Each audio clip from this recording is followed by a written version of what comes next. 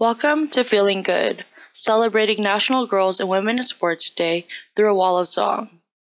This event is brought to you by San Jose Museum of Art, San Jose Jazz, the Institute for the Study of Sport, Society, and Social Change at San Jose State, and the Wall of Songs Feeling Good project. Now, we bring to you an interview with Ledisi entitled Civil Rights, Nina Simone, Jazz, and Feeling Good. Ledisi is a 12-time Grammy-nominated vocalist. Here, she is interviewed by Greg Bridges, the host of KCSM Radio. Okay, so I'm starting this now. Okay, sorry. I'm all in the... Oh, no pleasure. No problem. I'm supposed to act right. It is a pleasure to be speaking with one of my favorite vocalists and entertainers who defies category because she can and has done it all. From big band and jazz and the swing of Count Basie to sultry R&B and everything in between. And she's expanding her talents to the world of acting. It's a pleasure to welcome Ledisi. How you doing today, sis? I'm great. Greg, good to see you. Thanks for having me today. It is a pleasure, and this is for a good thing too, the celebration of National Girls and Women's in Sports Day. And, recently you had the opportunity to perform Ledisi Live, a tribute to Nina Simone that was aired on PBS. Based on your performance and, what went into that, what does Nina Simone, her life, music, and messages mean to you? Well, she's a huge inspiration, woman of color who celebrated being Black. Her Blackness was in the forefront of who she was. Also, her piano playing is just ridiculous. One of the most amazing pianists, and loved her genres. I don't think she loved jazz that much, the title jazz. Right. She loved what she did enough to use it as a vessel to tell her truth, with political truth. She was a civil rights activist, and I just love her fearlessness and her boldness to just be. And that's what inspired me. My mom is pretty much like that, and she was the one who introduced me to her. It was actually a play that I wrote with my husband called The Legend of Little Girl Blue, about my relationship with my mother and Nina and myself growing into being who I am. And those two women really, if you see on my wall, it's like Mahalia, my mom, and I. Right. And above me is my picture of Nina Simone. So they really influenced me just to be fearless and just get a path of my own and be okay with that, and not try to fit in a box with other people and compare or compete. Just be me. I think that's been a big part of your career. You've been able to just be you. And as I mentioned, defy categories. You mentioned Nina Simone being one who loves her genres and not necessarily being boxed in or held into that category of jazz. For you, what does jazz mean? What does the art form mean? And it's kind of vague to some people, but for you, what does jazz mean overall? The word jazz means nothing to me. Right. But the energy in the word, meaning what's underneath it and around it, the people that created it, its stature, is what matters to me. There's freedom. It means freedom. There's a different form of freedom that you can get in the title jazz, that you can't get anywhere else, that I force everywhere else. But when I sing under that umbrella, I'm free to be myself even more than any other music I've been able to be. And even if the critics don't consider me jazz or accept me in the jazz, I still go there to find my freedom. It's part of my root. I'm from New Orleans, so right. We're the raised home with of that, the home, and then carried that to Oakland, to the Bay Area. So Yeah. It's like, that's just part of who I am. And I didn't fit in Oakland. They were just like, just do this. And I'm like, but there's so much other music. Right. But jazz means freedom.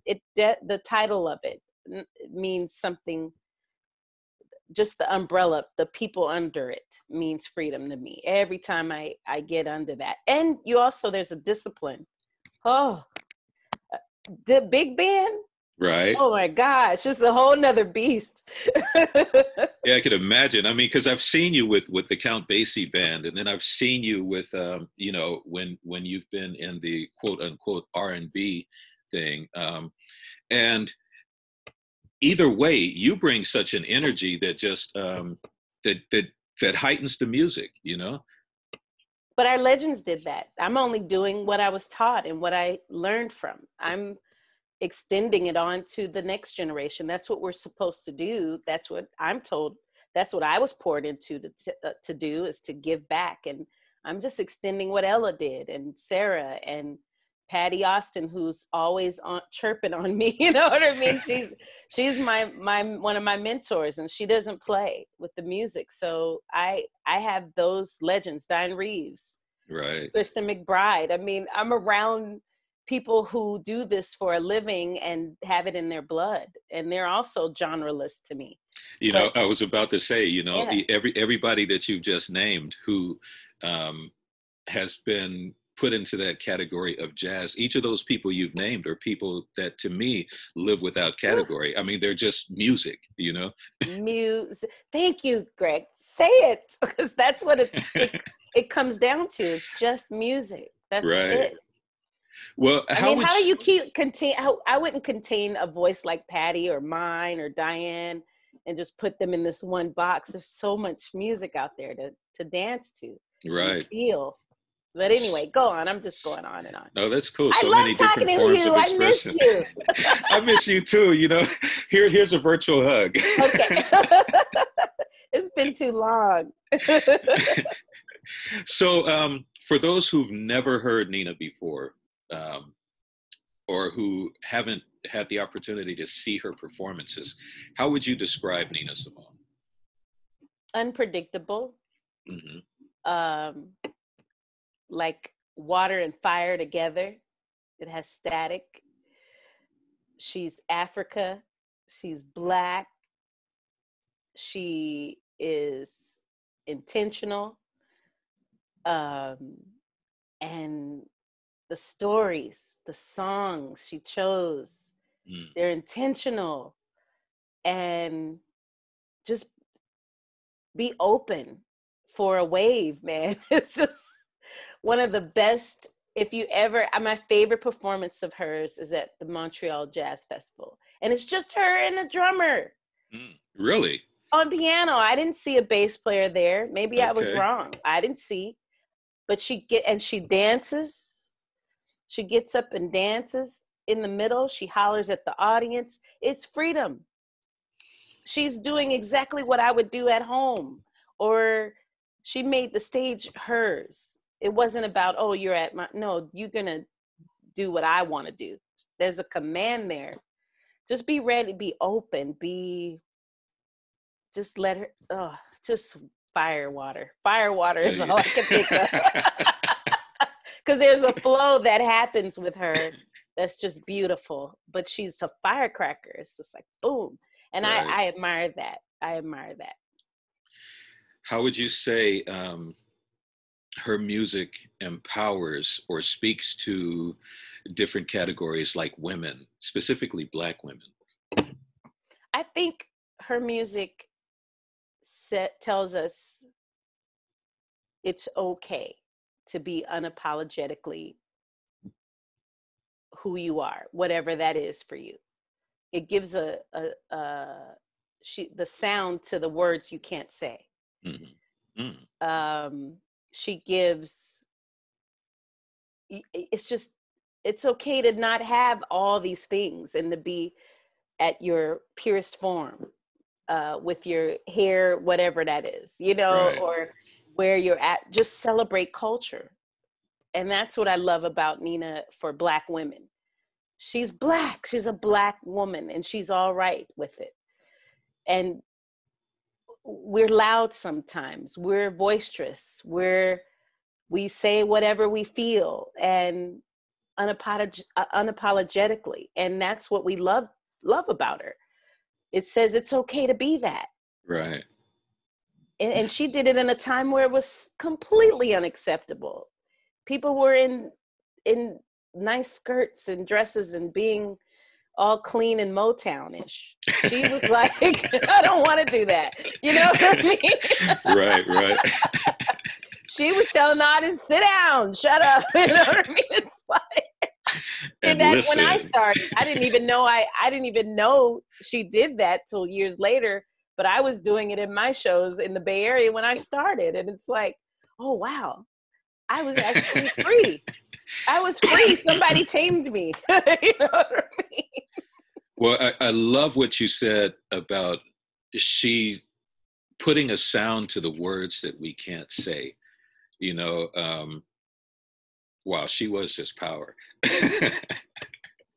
And not everyone agreed. Not everyone agreed with her, and she did not care. It did not matter. Just Right. say it and speak it like a little kid. You just say it. You know, the kids are awesome. They tell it. You know what I mean? And I love that freedom. That's a certain freedom you have. We have it, but we lose it along the way, worrying about what other people think. You know, she said once, and I'm paraphrasing this, but that artists have to speak to what's happening at the time. And she was definitely one who spoke to what was happening in her time. How do you feel her music empowers or speaks to protest and activism? Well, it's pretty clear. Mm-hmm. I just think she chose, her songs were intentional. They were very clear. Mississippi Goddamn. It's the unheard voices that are tired. She spoke for it. Her music speaks for that. It says, no, I'm tired of this. You're not getting away with this. I'm going to talk about it. It's definitely a beautiful soundtrack in a different to activism, different from Marvin Gaye with what's going on. Completely different. Mm-hmm. He did it nicely, but it still had impact. Right. It sounds smooth and it's ooh. She's like, no. You know? Completely I'm gonna show you what's going on. Okay. He's like, I don't like this, and God damn it, I don't, you know, that it's clear. I mean, me explain it is dumb. It's like play the record. It tells it says it for yourself. It's like, I'm not laughing about it. I'm just saying she's very clear and intentional. That's the part I'm saying. Her music says it all. There's nothing metaphoric or poetic. It's just what it is. And that's what I love about her. I want love. I want to receive love. I want to be respected. Give me what I deserve. It's that crown she carries around.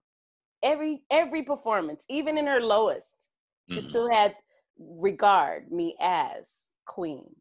Oh, and so when we're protesting and when we're out there marching, that music says, her music says, I demand. It's not smooth and buttery like the other protest songs. So that's what I love. That's how her music affects now. And when she did it when she was younger, so it even had more impact. And she spoke to the younger artist back then. So it resonates even more. That's timeless. That's what I want for my career. Things like that. Her voice today still speaks to the younger generation, you know, as well as the current and contemporary generation, you know. And one of those songs that really stands out is the song "Feeling Good." Yeah. In your mind, what is the significance of that song, "Feeling Good," in America in 1969? Cool. I wonder why she chose that song. I never know the answer. Do you? Like, I'm really being honest. And when she sings it, it's so beautiful. It's the most lightest version of her, other than I wish I knew how it would feel to be free. Right. You know, it's a reflective tone that she gives off. But feeling good is like, an expression at the end of it, just vibrant, like the sun, like fire again, this explosion. But the way she starts it, it's real sweet and reflective, and but still has power. That's her voice. You can't run from that. Right. And looking at what was going on during that time, I mean, 69, you look at the year 68 when, Yeah, Martin Luther King had just died, right? Right.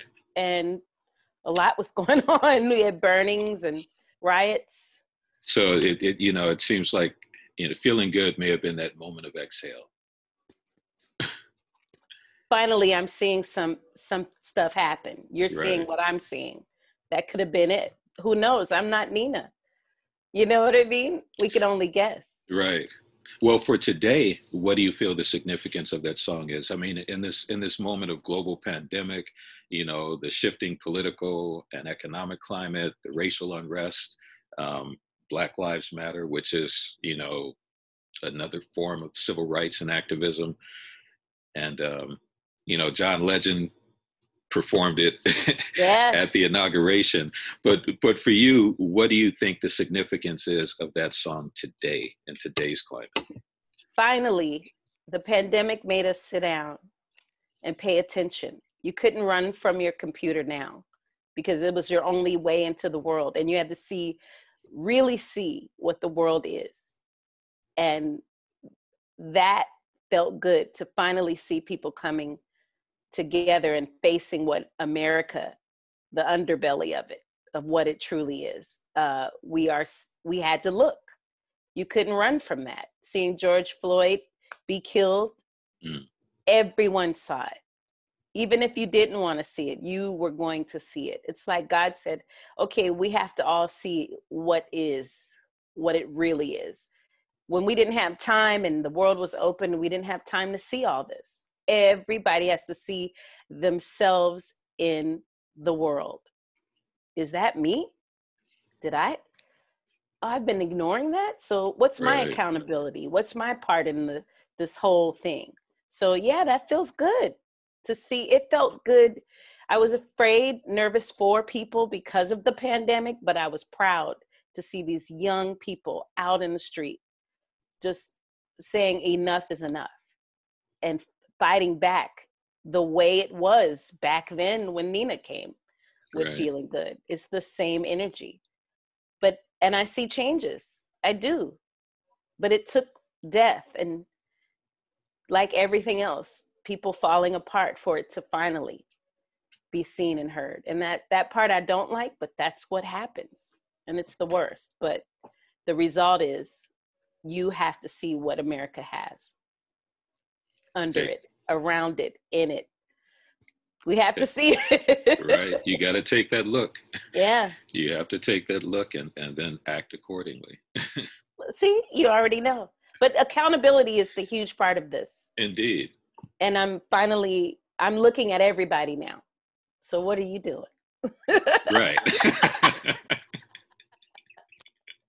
Right. I'm glad you're vice president and president, but what are y'all going to do to change? So what does that mean now? Yes, exactly. We're all paying attention now.